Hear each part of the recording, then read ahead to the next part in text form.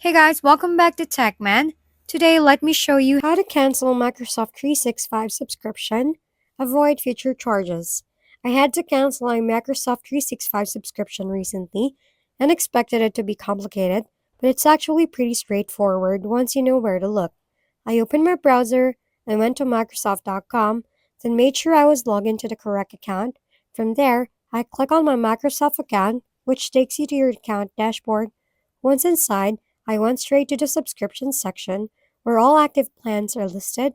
After finding my Microsoft 365 subscription, I click Manage, and that's where the import option shows up. You'll usually see choices like cancel or turn off recurring billing. I selected the cancel option, followed the confirmation steps, and that was it.